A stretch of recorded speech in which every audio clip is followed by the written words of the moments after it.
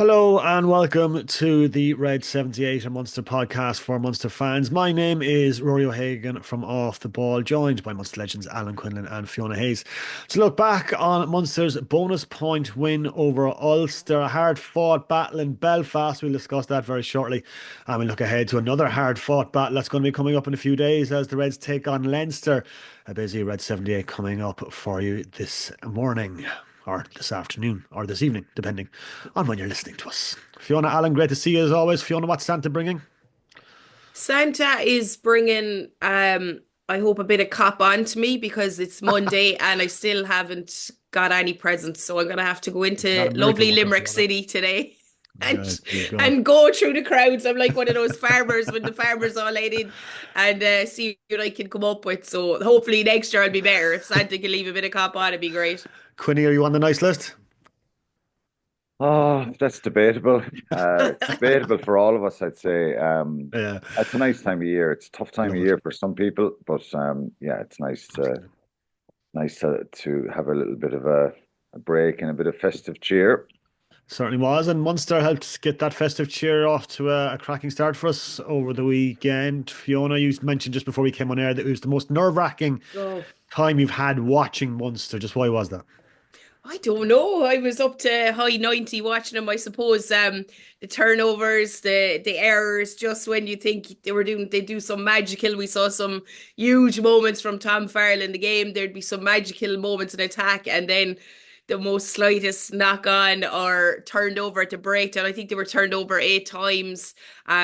So yes, it was very high and low, and I suppose right at the end for Ulster to get up and score the try, Ruairi. Yeah. I was thinking, oh no, that's the end of it, and to come back in that style.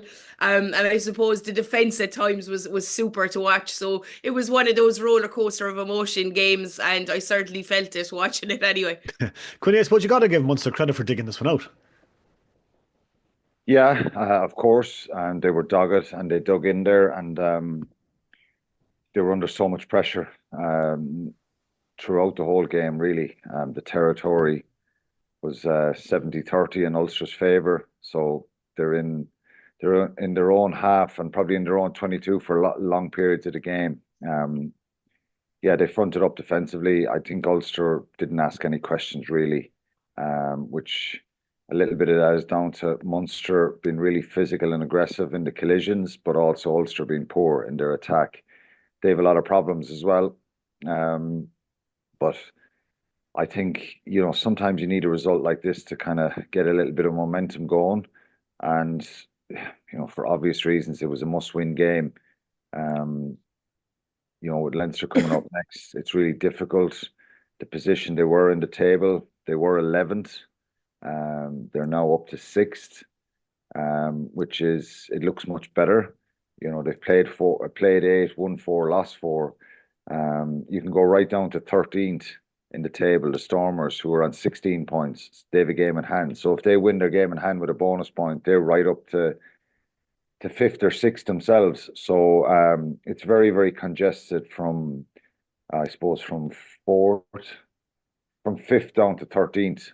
8 teams there who one win either way can propel them up the table or down the table. So, but it was a really important win, as I said, for obvious reasons that they can't really, post Christmas the run is a little bit better. There's winnable games there, but this was a difficult period. So they've backed up a URC backed up and won 2 URC games in a trot against the Lions and against Ulster now.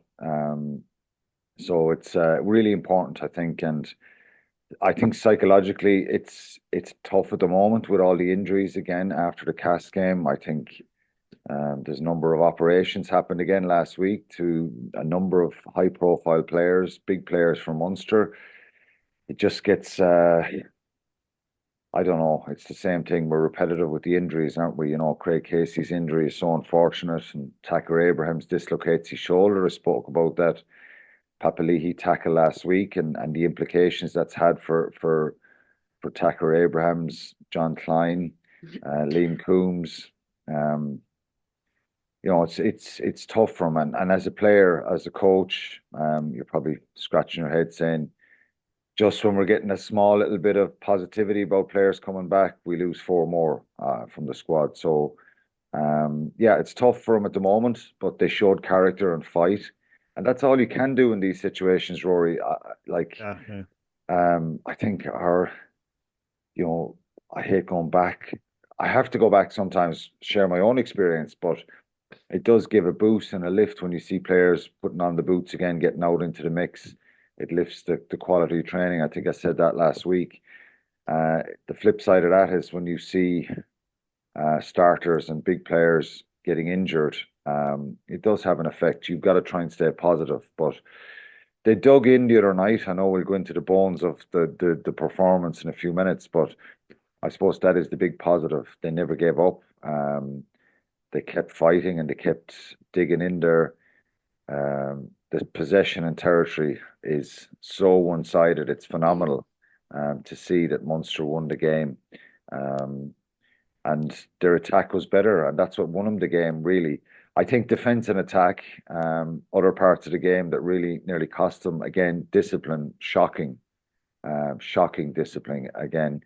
Um, and I know some of them are 50-50, and you could probably look at some of them and say they're a little bit harsh, but when you're defending for a long period and you're under pressure, that's the time you got to be squeaky clean.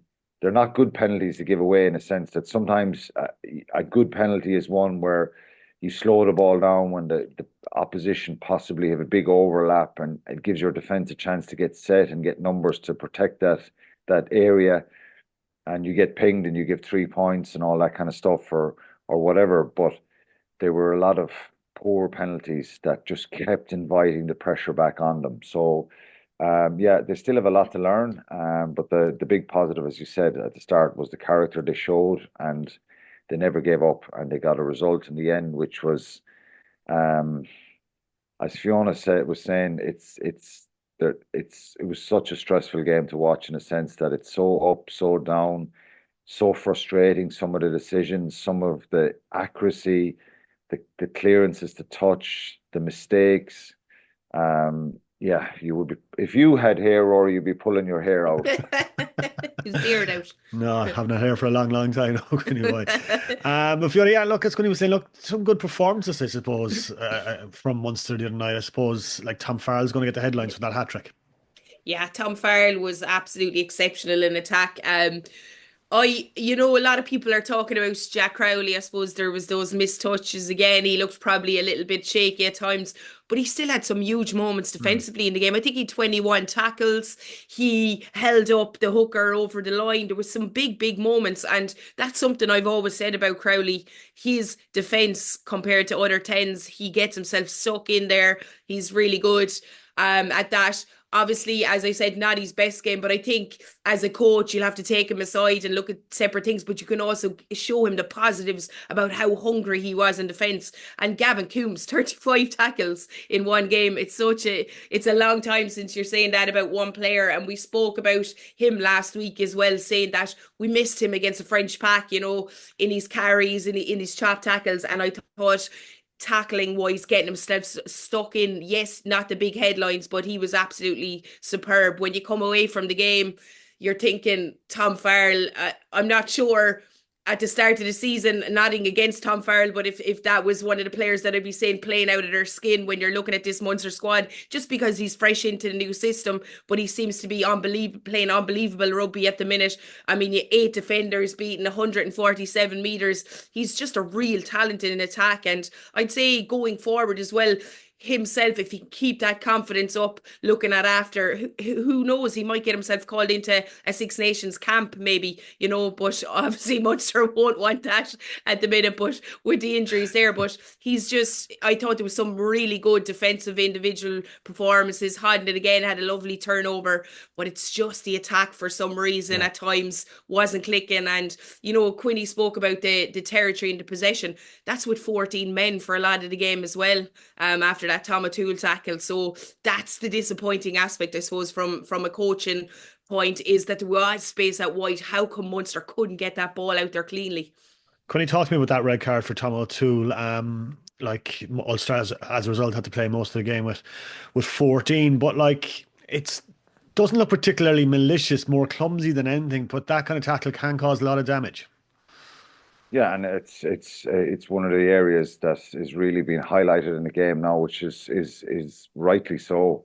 I think if you go back, you can see loads of high profile injuries over the last 10 years. Not as many now because players know the implications. The new law changes will dictate that if there's any sort of lower limb pressure on legs like that, particularly players in the poach position, it's a red card. It's non-debatable. Um, there is no malicious intent from Tom O'Toole. It is, as you said, clumsy. He slides off, all his weight comes down the leg. And so, yeah, he paid the price. I think if you go back a number of years ago, Dan Levy got a pretty horrendous one when Leinster played Ulster in the Aviva, and his career is over. He should be still playing. There's the James Ryan, Caelan Doris one in the Test series in South Africa. Could have been a red as well for James. I think it was James Ryan more than Caelan Doris. Caelan Doris Yeah. ended up going to the bin, but there's loads of other incidents there with players. Obviously, if you dive in, Jack O'Donoghue had one in Connacht last year. If you dive in and target a player's leg, that's where the word malicious will enter the fray, and that's where players will get hefty suspensions and stuff like that. Tom O'Toole's one is trying to spin the player and then the weight coming down the leg. Just can't do it. I thought the lads in commentary were undecided about it. And for me, I'm not criticizing them for that on Premier Sports. They were unsure. Andrew Trimble, Simon Zebo. Well, my point here is my initial thought straight away, that's a red card because of being on, I was on a World Rugby referees kind of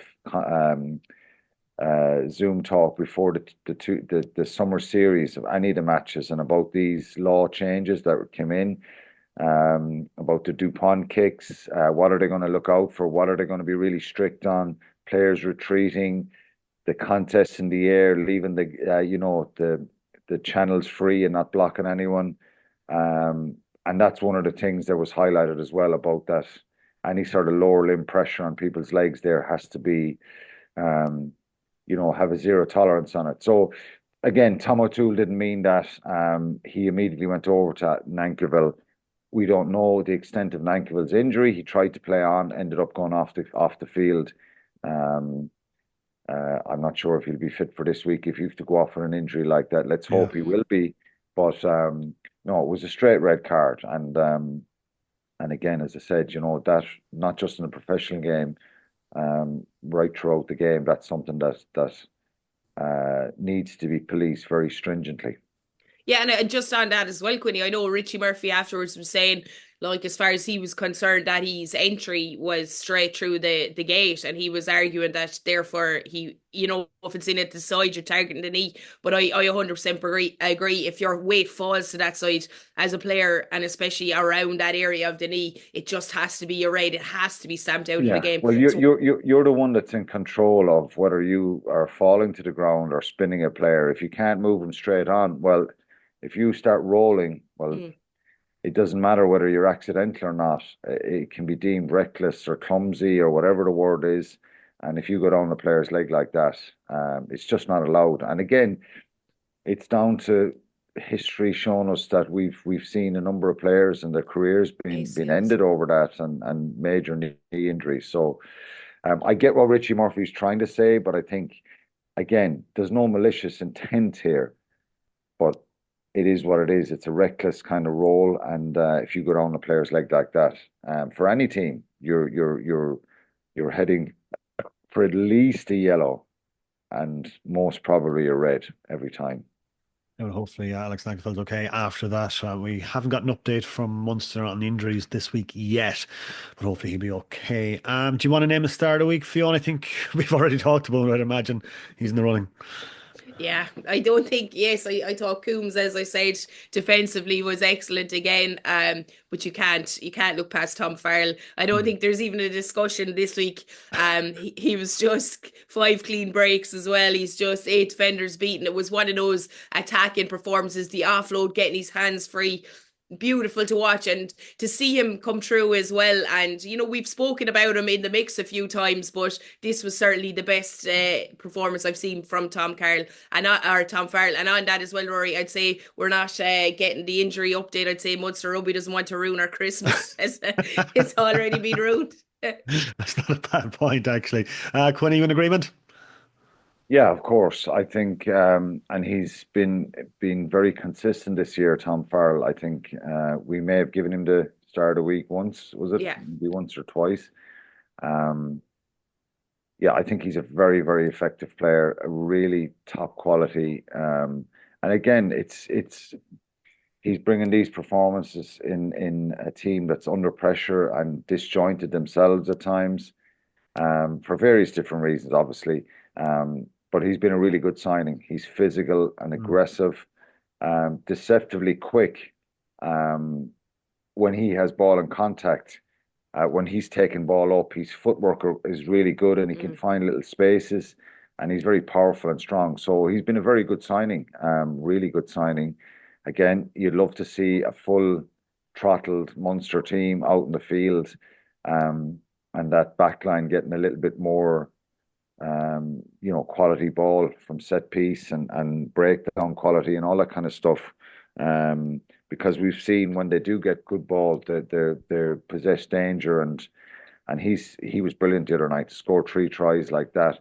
I think at the end, in when he scores in the 78th minute, and there, give the pass, and he steps back inside. Yeah. So, in one sense, he rolled the dice there. If Yeah. he doesn't give that pass, or if he doesn't score himself and gets held up, um, that could have blighted his night.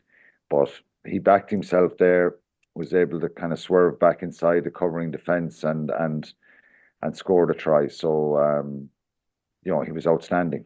Yeah. And Munster had 8 clean line breaks. I think he had 5 of them, had he, Fiona? Yeah.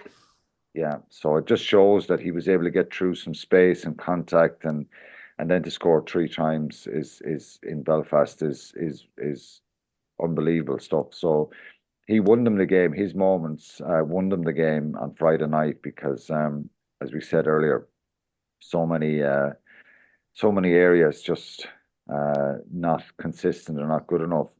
And I think Ian Costello said that after the game, didn't he? Mm. So it's not as if Yeah. we're coming up with some sort of breaking news here. Everybody can see he's the standout player, and well done to him because he won him the game the other night. Yeah, huge congratulations to Tom Farrell, the Red 78 Star of the Week. We move on to Leinster, coming to Thomond Park this coming Friday night. A sold out Thomond Park as well, so it should be an absolute cauldron of noise on Friday. Fiona, what's this win over Ulster going to do for Munster's confidence levels going into the game? I think it takes a little bit of pressure off if they had come away. I mean, they got the bonus point as well, and we spoke about this period before, that with these 2 games, getting a bonus point win in either or getting 5 points would be huge for this team. So I think it takes the pressure off. Defensively, I think they'll be very proud of the moments they had. Yes, there's areas they had to look at, and some of the tries scored, or line breaks as well, and discipline around that area. But I feel like they will be slightly confident. On the other side of things, it's that injury list, and looking at that Leinster squad from last week against Connacht, they seem to rest a lot of the big headliners, and I'm just wondering, will they be coming back in? Will they be out in full force down in Thomond Park? But look, in saying that, I think Munster against Leinster, yes, Leinster have the money, the power, all that, but in Thomond Park, packed out crowd. You can never doubt what this team has the ability to do. So they will be confident, but it'll be dependent as well. We'll have to see, do we get Peter O'Mahony back, Tyg Byrne back? Is Crowley allowed play? I think those key players will have a lot to do with how the game can go as well. Quinny, just like thinking back to your own playing days, I suppose, just how special are these Munster Leinster clashes at a packed Thomond Park? Yeah, they're different. They've always been different. I think with respect to the other interpros, there's more intensity in the build up to these games. Um, Leinster have been so dominant in this fixture. I think the last 16 games, Munster have won three of them, and that's including the last league win in 2018. Um, so 6 years since we've beaten Leinster in the league. There's a Rainbow Cup fixture in there, and obviously the URC semi-final 2 years ago. Um, so it tells its own story, the dominance that's there, the strength and depth that they have. And as Fiona said, they've probably mixed and matched a little bit for this fixture over the years and still got a result. Um, they've kind of gone half and half, if you like. And I'm sure the listeners understand what I mean by that. They haven't gone all their kind of European Cup starting team. There's a chance that most of them are going to be playing in this game because very few or any were involved against Connacht at the weekend. So yeah, that I don't know if that's great news for Munster. Sometimes I've looked at this and said, well, it's nearly worse that they've brought in guys who were very close to the starting team, who were chomping at the bit and really trying to make an impression, and they brought real kind of energy and intensity for Leinster to get the job done. Look, Munster have got to make it difficult for them. There's going to be a lot of internationals coming down to play this game. It's always a big fixture. There's always excitement around it. There's excitement for the players, but contrasting fortunes. I know Leinster have a few injuries themselves, and that's common practice for every squad. But Leinster's injuries and Munster's injuries are totally different scenario because of the quality and the depth that they have right across their squad. So it's a really tough fixture for Munster. It'll be interesting to see if RG Snyman is involved. He played in the last one. There was a little bit of niggle when he scores the try with Craig Casey. He's been superb for Leinster and shown the quality, and it's a tricky one, difficult one for one to people to watch. Munster choose Jean Klein, whose injury profile in the previous number of years was brilliant. He was never injured, and they decide to go with Klein over Snyman, and because of his injury profile, possibly, and now he's just flying and playing every game, involved in every game. Typical, yeah. And John Klein is out again now, after picking up the neck injury with South Africa in November. Did something to his quad or lower leg the week before last in running. So yeah, you'd love to see Munster with a Jean Klein and an Edwin Adogbo in the second row, a real physical edge.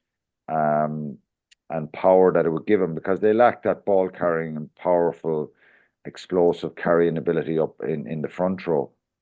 And but look, they're bare at the moment, and you would worry from a physical point of view.